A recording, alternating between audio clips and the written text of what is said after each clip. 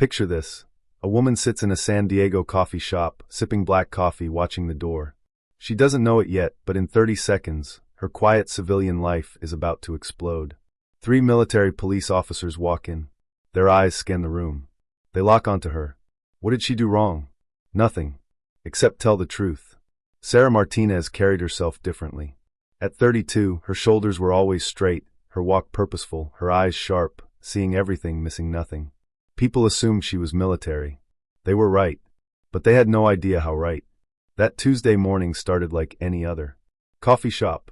Same corner table. Same position where she could see the exits, watch the street, stay alert.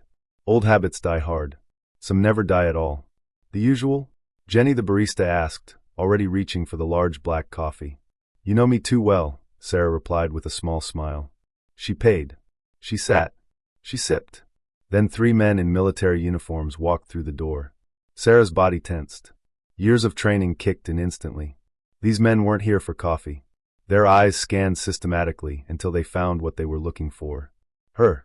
The tallest one, a sergeant with stern features, approached her table. Ma'am, we need to see some identification. Sarah looked up calmly. Her heart rate spiked, but her face remained neutral.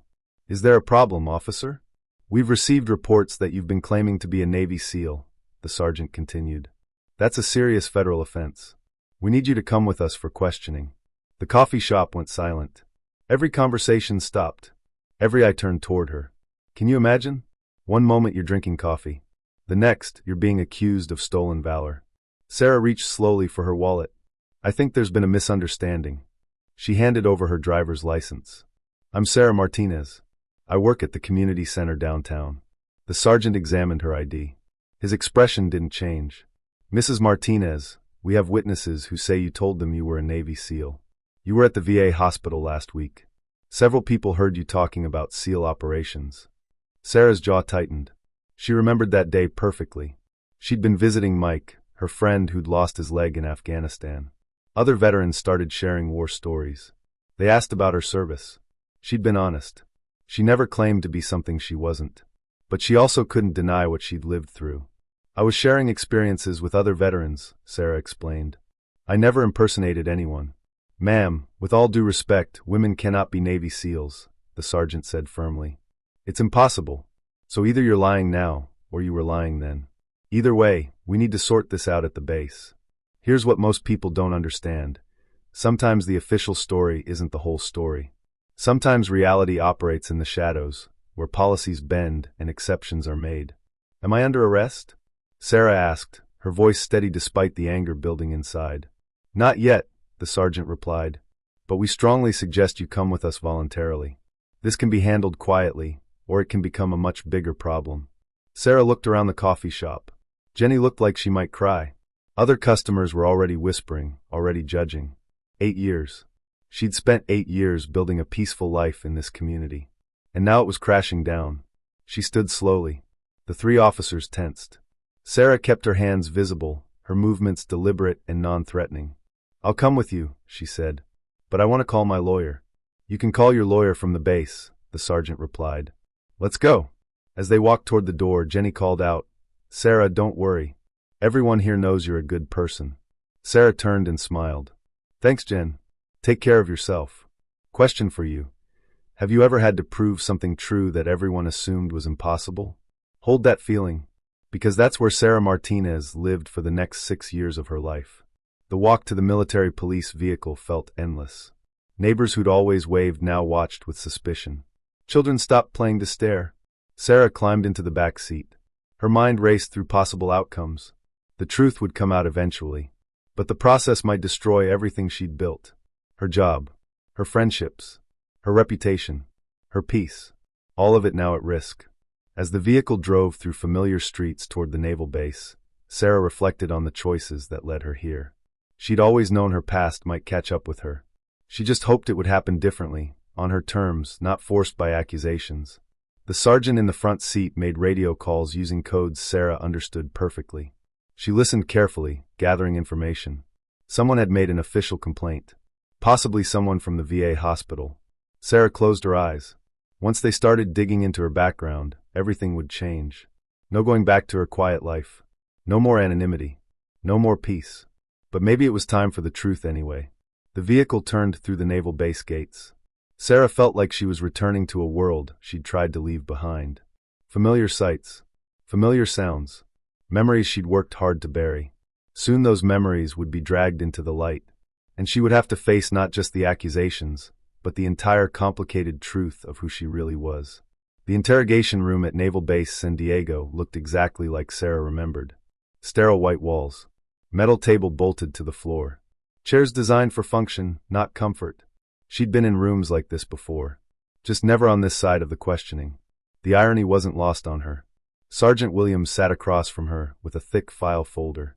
Next to him sat Lieutenant Commander Janet Ross, stern 40s, looking like she'd seen every kind of military fraud case imaginable. They'd been questioning Sarah for 2 hours. Their patience was wearing thin. Mrs. Martinez, Lieutenant Commander Ross began, her voice sharp and professional. Let's go through this one more time. You claim you served in special operations, but we can't find any record of you in Navy SEAL databases. Your military records show you served as a hospital corpsman. Nothing more. Sarah had been expecting this. Official records never told the whole story, especially not for people who served in the kinds of operations she'd been part of. My service was classified, she said simply. The records you're looking at are cover stories. Sergeant Williams laughed without humor. Ma'am, that's what every fake SEAL says. Oh, my records are classified. It's always the same story. Because sometimes it's true, Sarah replied calmly. She understood their skepticism. She'd probably investigated similar cases herself when she was on active duty. The difference? She'd known which claims were real and which weren't. Lieutenant Commander Ross leaned forward. Mrs. Martinez, let me explain something. Impersonating a military member is a federal crime. Specifically, claiming to be a Navy SEAL can get you 5 years in federal prison and a $4 million fine. This isn't a game. I understand that, Sarah said. I also understand that I've never impersonated anyone. I shared my experiences with fellow veterans. There's a difference. What experiences? Sergeant Williams demanded. Tell us about these classified operations you supposedly participated in.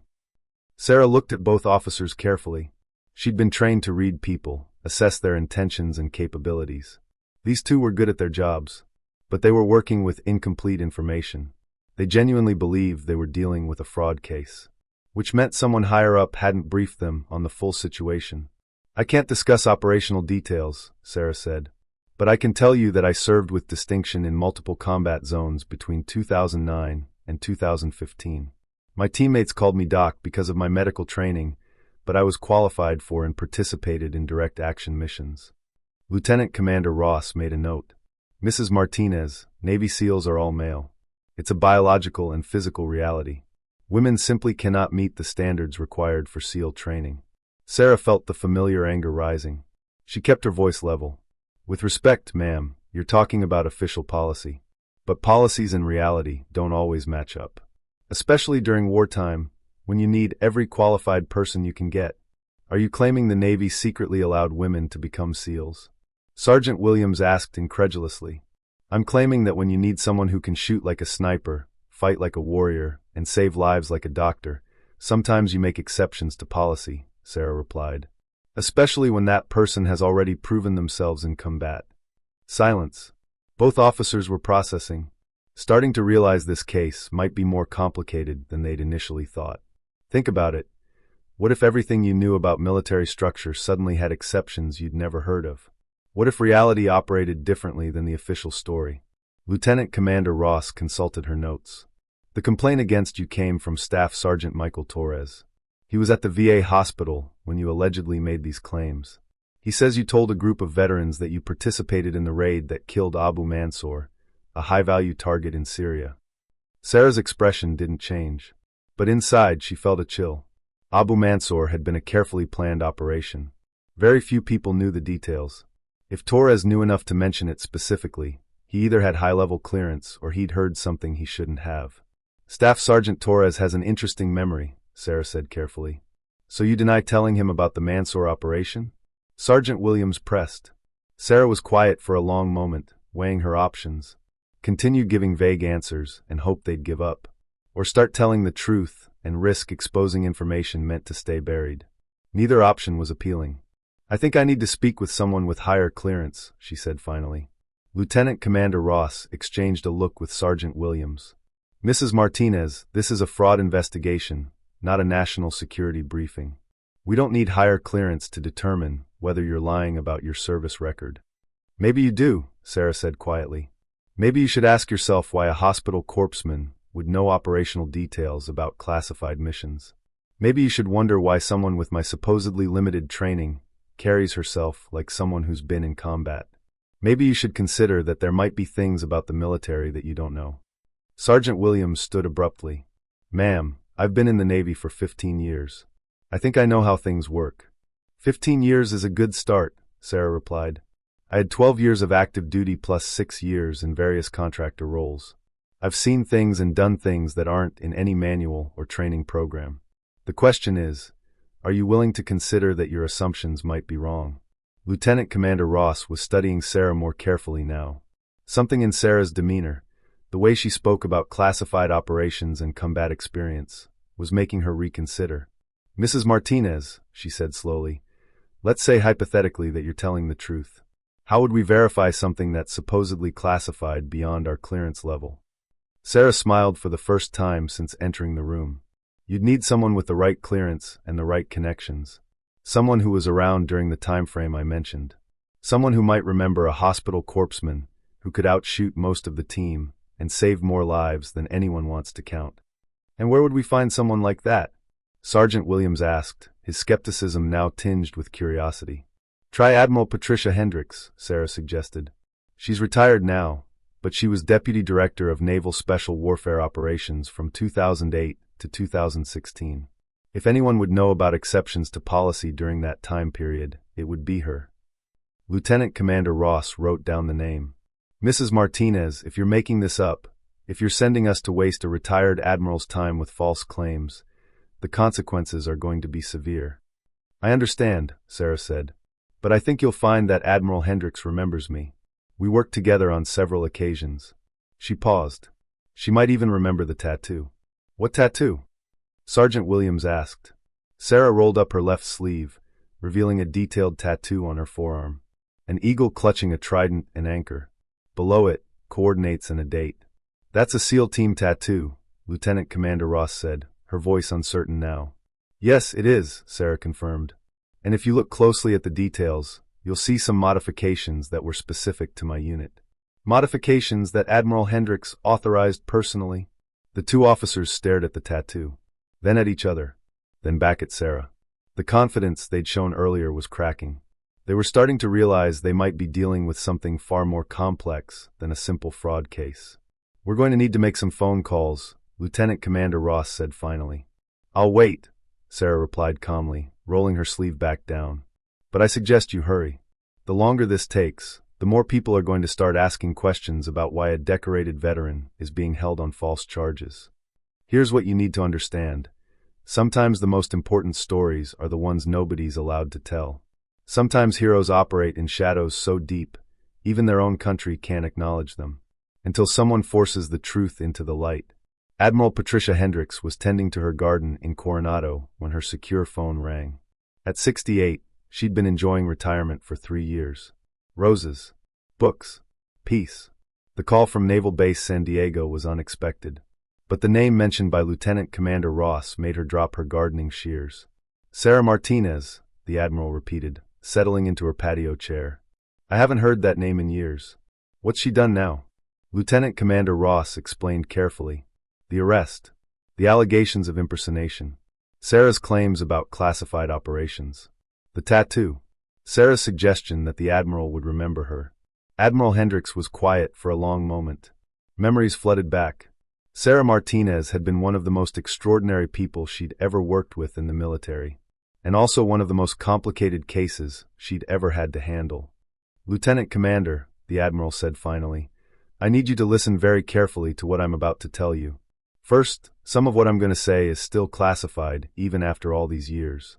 Second, you need to treat Mrs. Martinez with the respect due to someone who served her country with exceptional distinction. And third, you need to release her immediately. Ma'am, with respect, Our investigation shows no record of her serving in any special operations capacity, Lieutenant Commander Ross replied. That's because her records were sealed at the highest levels, Admiral Hendricks explained. What I'm about to tell you cannot be repeated outside official channels. Do you understand? Yes, ma'am. The Admiral took a deep breath. In 2009, we faced a unique situation in Afghanistan. We had intelligence about a high-value target using a medical facility as cover for terrorist operations. The facility treated women and children, which meant our usual approach wouldn't work. We needed someone who could infiltrate as medical personnel, gather intelligence, and if necessary, eliminate the target. Ma'am, how does this relate to Mrs. Martinez? Hospital Corpsman Martinez had already distinguished herself in combat. She'd saved dozens of lives under fire. Her shooting scores were higher than most SEALs. More importantly, she had the medical credentials to operate in the environment we needed to access. The Admiral paused, remembering the debates that had raged at the highest levels of command. The Secretary of Defense personally authorized her temporary assignment to SEAL Team 6 for this specific mission. She underwent accelerated training and proved herself capable of meeting every standard we required. The mission was successful. The target was eliminated. Dozens of civilian lives were saved. But ma'am, Lieutenant Commander Ross interjected, women aren't allowed in SEAL teams. Officially no, Admiral Hendricks agreed. But during wartime, when American lives are at stake, sometimes the brass makes exceptions. Mrs. Martinez was never officially a Navy SEAL, but she served with SEAL teams on multiple occasions over a 6-year period. She was given special clearance and operated under a classification level that most people will never even hear about. How many people knew about this arrangement? Fewer than 20 people in the entire chain of command, the Admiral replied. It was deemed necessary for operational security and for Mrs. Martinez's protection. There were people who would have tried to end her career if they'd known she was operating in that capacity. What about the tattoo? Admiral Hendricks chuckled, the first time she'd smiled during the conversation. I authorized that tattoo personally. Sarah had earned it through blood, sweat, and saving more lives than I can count. The modifications she mentioned, the specific positioning of the eagle's wings, and the date below the coordinates, those were my idea. I wanted there to be a way to verify her service if questions ever arose. Ma'am, this is... Lieutenant Commander Ross struggled to find words. Unprecedented? Yes, it was. But Sarah Martinez is an unprecedented person. She participated in operations that will remain classified for decades. She was wounded twice in combat and continued fighting both times. She saved the lives of team members who initially didn't want a woman on their missions. By the end of her service, those same men would have followed her into any battle. The Admiral walked to her study. In a locked drawer was a photograph few people had ever seen. Lieutenant Commander, I'm going to send you a photograph via secure transmission. It shows Mrs. Martinez with her team after a successful mission in 2013. You'll notice she's wearing the same tactical gear as everyone else, holding the same weapons. That's because she was a full member of that team. Why wasn't this information available when we ran her background check? Because it was designed not to be available, the Admiral explained. After Mrs. Martinez left active duty, there were concerns about her safety. She'd made enemies during her service, people who would target her if they knew where to find her. The decision was made to bury her Special Operations Service and allow her to disappear into civilian life. Lieutenant Commander Ross was processing the implications. So when she told those veterans at the VA hospital about her experiences, she was being honest about her service. Yes, Admiral Hendricks confirmed. The mistake was that she assumed she was among people who would understand the sensitive nature of what she was sharing. Someone obviously didn't understand that sensitivity. What should we do now, ma'am? Admiral Hendricks was quiet for a moment, considering. Sarah Martinez had earned the right to live in peace.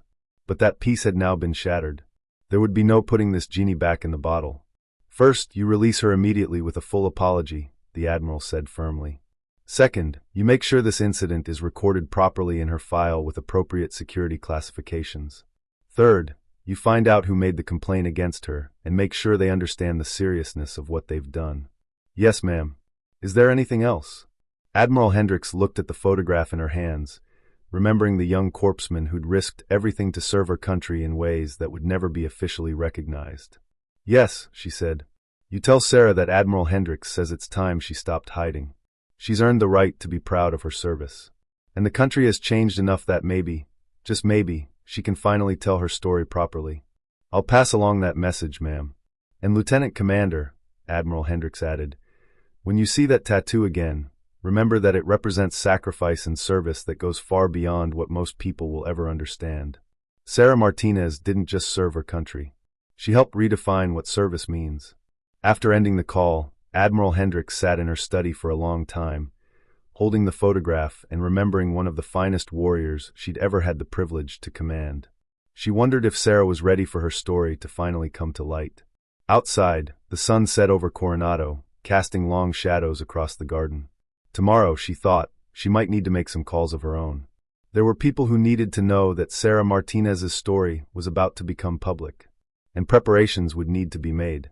Question: what happens when a lie detector finally meets the truth? Lieutenant Commander Ross returned to the interrogation room with a completely different demeanor. Her stern expression had been replaced by something that looked almost like embarrassment. Sergeant Williams noticed immediately. Sarah looked up as they entered, reading their body language with practiced skill. Everything had changed. Mrs. Martinez, Lieutenant Commander Ross began, then stopped and cleared her throat. I mean, Petty Officer Martinez. I owe you an apology. Sarah raised an eyebrow, but said nothing. Sometimes the best response is silence. We spoke with Admiral Hendricks, Lieutenant Commander Ross continued. She explained the situation. Your situation. I had no idea that someone with your background was operating in our area of responsibility. Sergeant Williams looked confused, glancing between his superior officer and Sarah. Ma'am, what exactly did the Admiral tell you? Lieutenant Commander Ross hesitated. Sergeant, what I can tell you is that Mrs. Martinez's service record is classified at levels we don't have access to. She served with distinction in special operations from 2009 to 2015. Her claims about her experience are legitimate. But women can't be SEALs, Sergeant Williams protested. Officially, that's correct, Lieutenant Commander Ross agreed. But during wartime, exceptions are sometimes made for extraordinary circumstances and extraordinary people. Sarah finally spoke. Sergeant Williams, I understand your confusion. I lived in that confusion for 6 years. Every day, I had to prove myself to people who didn't think I belonged. Every mission, I had to earn the right to be there. It wasn't easy. It wasn't always fair. But it was necessary. Sergeant Williams stared at her, trying to reconcile what he was hearing with everything he thought he knew. The tattoo, Lieutenant Commander Ross said. Admiral Hendricks explained the modifications. She said you earned every line of that design. Sarah rolled up her sleeve again, looking at the tattoo she'd carried for nearly a decade. The eagle's wings are positioned at a specific angle that represents the missions I participated in. The coordinates mark the location where I pulled 3 team members out of an ambush in Afghanistan.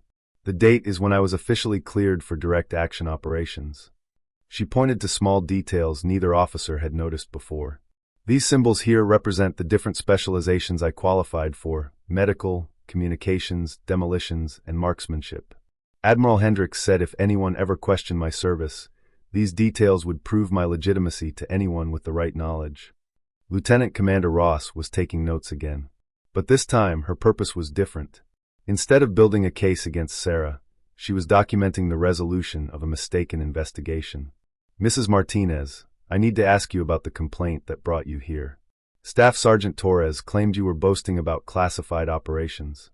How do you want us to handle that? Sarah's expression hardened slightly. Torres was at the VA hospital when I was visiting a friend. A group of veterans were sharing war stories.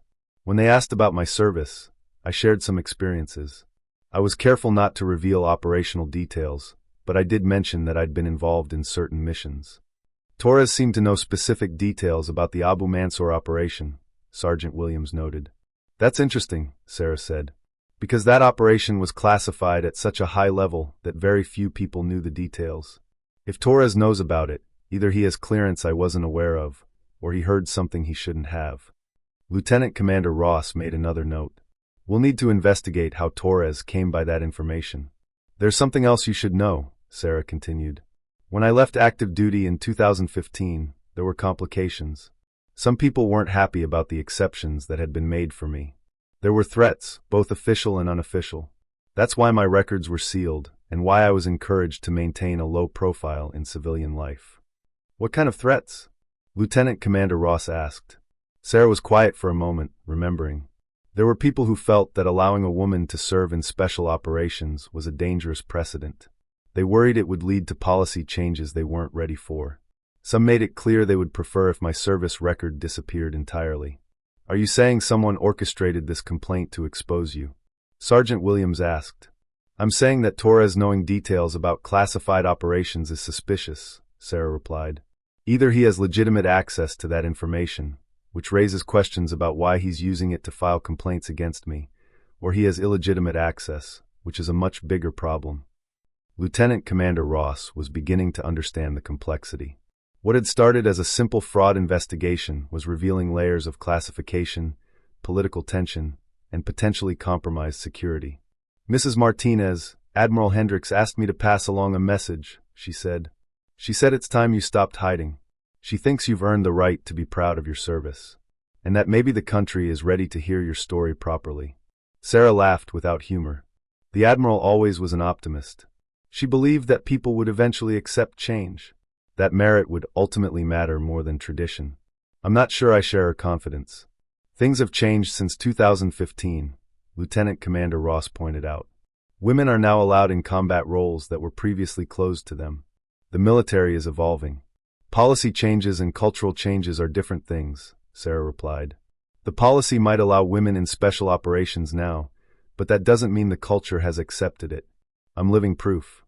Here I am, 8 years after leaving active duty, still having to defend my service record. Sergeant Williams had been listening with growing amazement.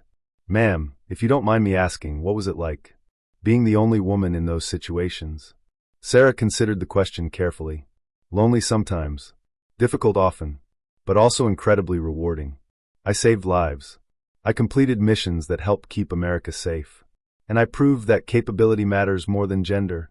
The men I served with eventually accepted me based on my performance, not my gender.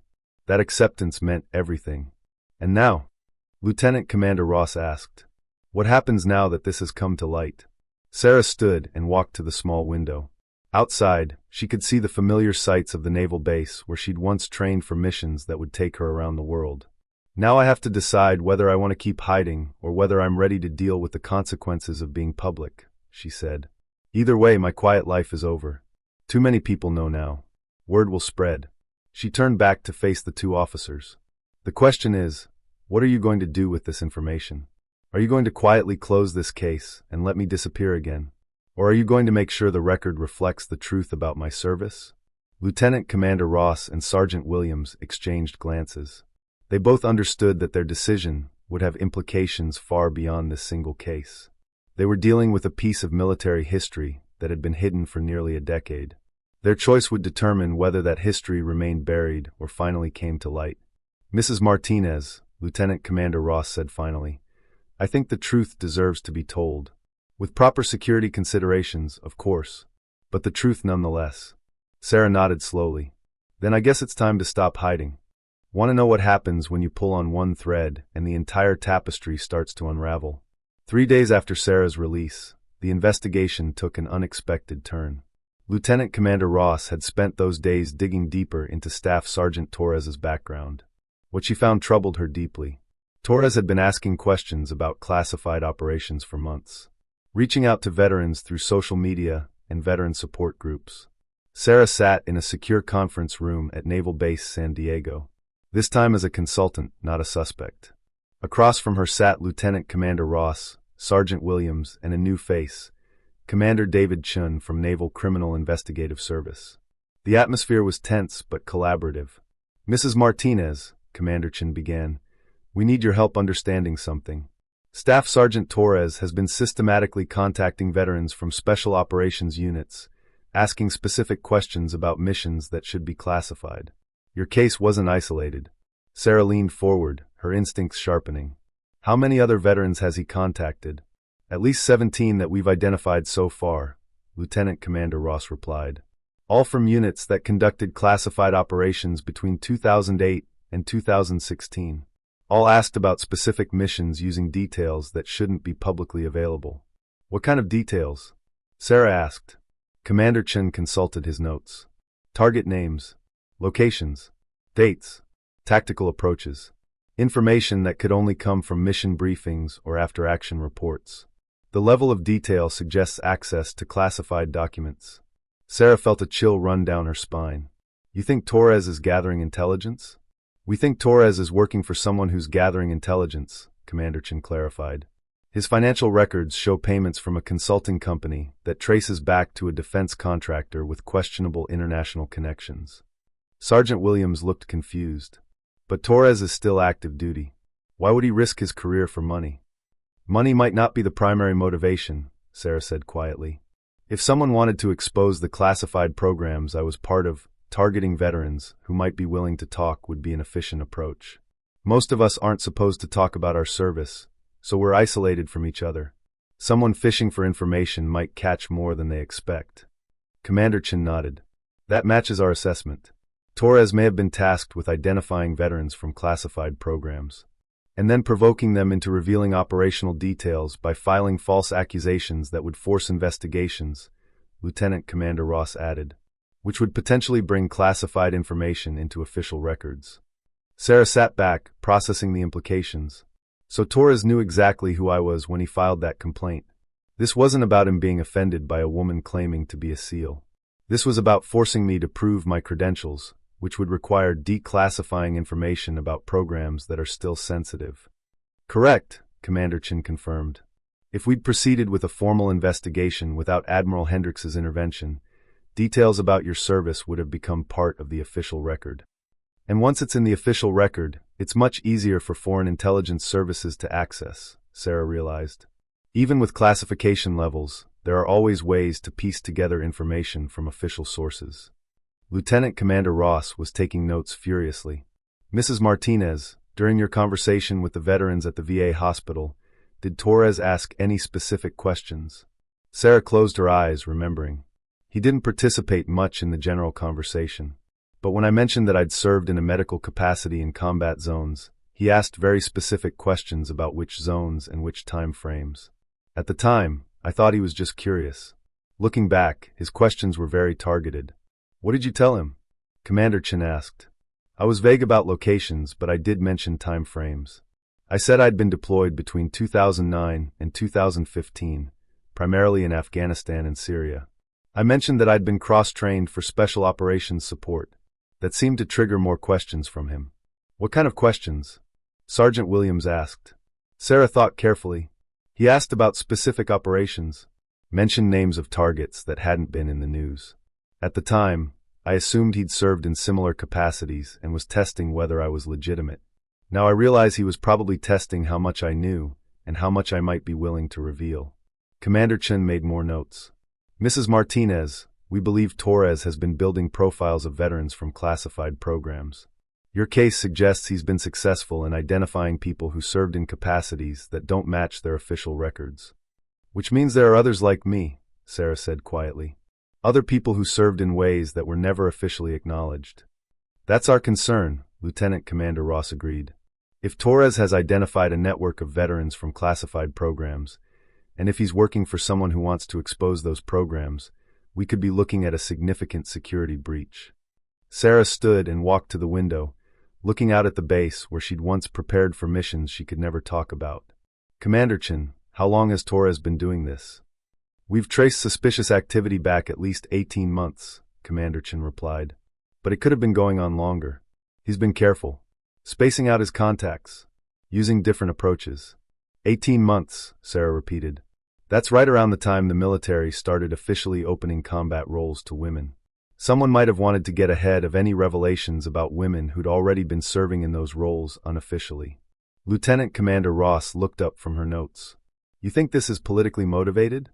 I think someone realized that as policies changed, stories like mine might come to light naturally, Sarah explained. Better to control the narrative by gathering information in advance. If you know which veterans served in classified capacities, you can either discredit them or use their stories for your own purposes. Commander Chin leaned forward. Mrs. Martinez, we need your help with something. We want to set up a controlled operation to catch Torres in the act. Are you willing to make contact with him again? Sarah turned back to face the group. What did you have in mind? Torres doesn't know that his complaint against you backfired, Lieutenant Commander Ross explained. As far as he knows, You were arrested for impersonation and possibly prosecuted. We could have you reach out to him, maybe claiming you want to thank him for exposing fraudulent claims that were hurting real veterans." "And then?" Sarah asked. "Then we see if he tries to recruit you to help identify other fraudulent veterans," Commander Chin said. "If he's working for someone who wants to map out classified programs, he might try to use you as an asset." Sarah considered the proposal.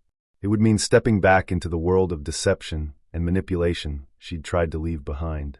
But it would also mean protecting other veterans who might be targeted. "There's a risk," she said finally. "If Torres is as sophisticated as you think, he might realize it's a trap. And if his employers discover I'm working with you, they might accelerate whatever timeline they're operating on." "We understand the risks," Commander Chin assured her. "But right now, you're our best lead into understanding the scope of this operation." Sarah walked back to the table and sat down. "Before I agree to anything, I need to know something. What happens to the other veterans Torres has already contacted? Are they at risk?" "We're working on identifying and contacting them," Lieutenant Commander Ross said. "But it's complicated. Most of them served in programs that are still classified. We can't just call them up and ask about their secret missions." "No," Sarah said thoughtfully. "But I might be able to. If Torres has been targeting people like me, people who served in unofficial capacities, then we probably have things in common. Similar backgrounds, similar experiences, similar frustrations with not being able to talk about our service." Commander Chin was interested.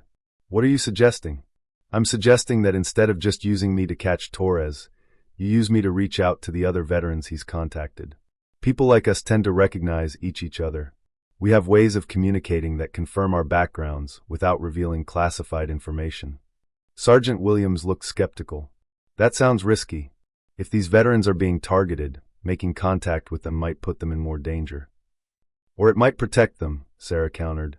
"Right now they're isolated, probably confused about why someone is asking them questions about things they're not supposed to talk about.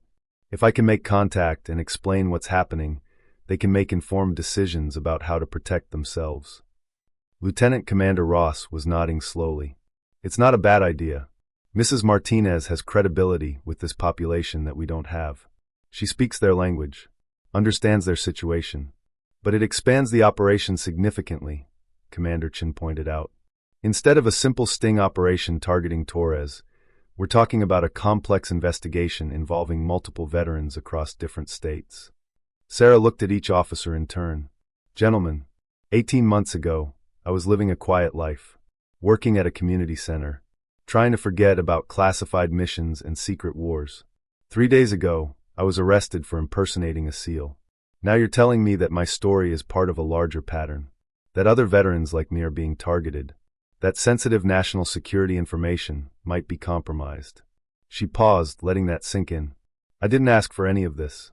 But now that I'm involved, I'm not going to do things halfway. If Torres and his employers want to expose classified programs, they're going to have to go through me first.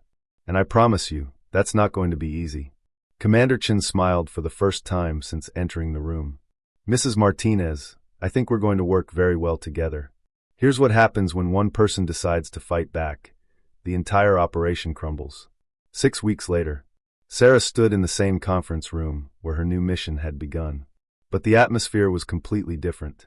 The table was covered with files, photographs, and evidence representing the successful conclusion of one of the most complex counterintelligence operations Naval Criminal Investigative Service had conducted in years. Commander Chin looked tired but satisfied as he addressed the assembled group, which now included Admiral Hendricks, who'd come out of retirement to oversee the final phases of the operation. "Ladies and gentlemen," Commander Chin began, "Operation Silent Service has been a complete success.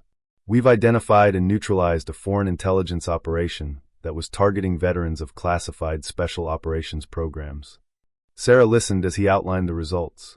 Torres had indeed been working for a defense contractor with ties to foreign intelligence services. The operation had been designed to map out classified U.S. special operations capabilities by identifying and compromising veterans who'd served in unofficial capacities. Mrs. Martinez's work was instrumental in breaking this case, Commander Chin continued. She successfully made contact with 14 of the 17 veterans Torres had targeted, warned them about the operation, and helped us gather evidence of the intelligence gathering effort. Admiral Hendricks spoke up from her position at the head of the table. What's the status on the veterans who were targeted? All have been contacted and briefed, Lieutenant Commander Ross reported.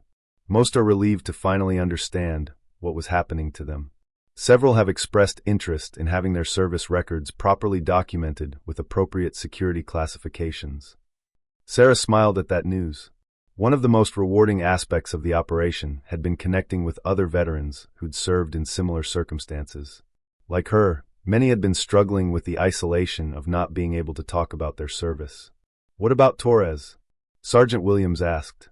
Staff Sergeant Torres is cooperating fully with the investigation, Commander Chin replied. He was recruited by the defense contractor through financial pressure, gambling debts he couldn't pay. He didn't fully understand what he was participating in until we showed him the evidence. And the contractor? Admiral Hendricks inquired. 3 arrests so far, including the primary handler, Commander Chin said. We're working with other agencies to determine the full scope of their intelligence gathering operations. Sarah had played a crucial role in exposing the contractor's methods. By pretending to be willing to help Torres identify other fraudulent veterans, she'd been able to record conversations that revealed the true purpose of his inquiries. The evidence she gathered had been sufficient to obtain warrants for the contractor's offices and communications. Admiral Hendricks turned to Sarah. Mrs. Martinez, I believe this experience has given you some perspective on your situation. What are your plans moving forward? Sarah had been thinking about that question for weeks. The operation had forced her to confront her past and consider her future in ways she hadn't expected. Admiral, for 8 years I've been trying to hide from my service record, she said. I thought the best way to honor what I'd done was to disappear quietly and never talk about it. This experience has shown me that hiding doesn't protect anyone. Not me. Not other veterans. Not national security. She paused, gathering her thoughts. I've decided to work with the military to properly document the programs I was part of, with appropriate classifications and security measures. Other veterans deserve to have their service recognized, even if that recognition is limited to official channels. Lieutenant Commander Ross nodded approvingly. We've been working on a framework for that, a way to acknowledge service in classified programs without compromising ongoing operations or security. What about your civilian life? Admiral Hendricks asked. You've built something meaningful at the community center. Sarah smiled. Actually, this experience has shown me how much I missed working on complex problems with talented people. Commander Chin has asked if I'd be interested in consulting work with NCIS, helping them understand how to investigate cases involving veterans of classified programs. Commander Chin confirmed. Mrs. Martinez has unique insights into this population. She understands both the operational and psychological aspects of serving in unofficial capacities. We could use her expertise. And the community center? Sergeant Williams asked. I'll continue working there part-time, Sarah replied. The veterans I serve there need someone who understands their experiences. Now I can be more helpful to them, knowing that I don't have to hide my own background. Admiral Hendricks looked pleased. Mrs. Martinez, 8 years ago when I authorized your service with Special Operations Units, I knew we were setting a precedent. I hoped that someday your service would be recognized properly. I'm glad that day has finally come. She stood and walked around the table to where Sarah was sitting. There's something else, the Admiral said, pulling a small box from her briefcase. This is long overdue. Inside the box was a Bronze Star medal, along with official documentation of Sarah's service record, properly classified but officially recognized for exceptional service in combat operations. Admiral Hendricks read from the citation. Hospital Corpsman First Class Sarah Martinez distinguished herself through extraordinary heroism and professional skill during multiple special operations missions. Her actions directly contributed to mission success and saved the lives of numerous teammates and civilians. Sarah felt tears welling up as she accepted the medal. For 8 years, she'd carried the weight of unrecognized service, wondering if what she'd done mattered to anyone besides herself and the people she'd served with. Thank you, Admiral, she said quietly. This means more than you know. Commander Chin stood. Mrs. Martinez, there's one more thing. The investigation revealed that several other women served in similar capacities during the same time period. They've been dealing with the same isolation and uncertainty you experienced. Would you be interested in helping us reach out to them? Sarah looked around the room at the faces of people who'd become colleagues and friends over the past 6 weeks. For the first time since leaving active duty, She felt like she was part of a team again. "Commander, I thought you'd never ask." 3 months later, Sarah stood in front of a small group of women veterans at a secure facility in Virginia. Each of them had served in special operations capacities that had never been officially acknowledged.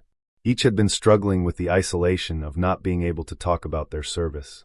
"Ladies," Sarah began, "for years, each of us thought we were alone. We thought our stories were too sensitive to share, too complicated to explain, too unusual for anyone to understand. Today, we start changing that." She looked at each woman in turn, seeing her own experiences reflected in their faces. "We served our country with distinction in roles that weren't supposed to exist. We proved that capability matters more than gender, that courage comes in many forms, that sometimes the most important service happens in the shadows."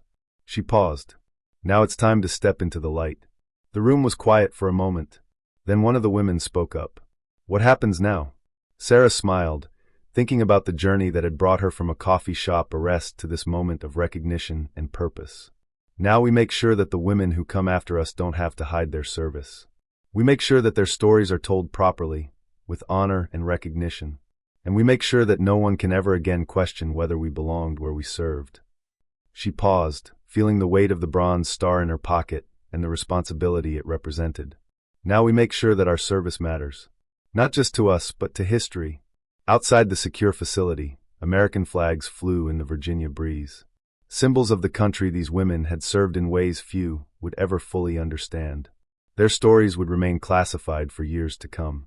But they would no longer be forgotten. They would no longer be alone. And they would no longer have to hide who they were and what they had accomplished.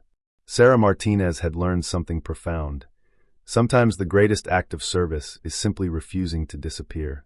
Sometimes the bravest thing you can do is stand in the light and say, "I was there. I served. I mattered." Sometimes the truth, no matter how classified, how complicated, how unprecedented, demands to be told.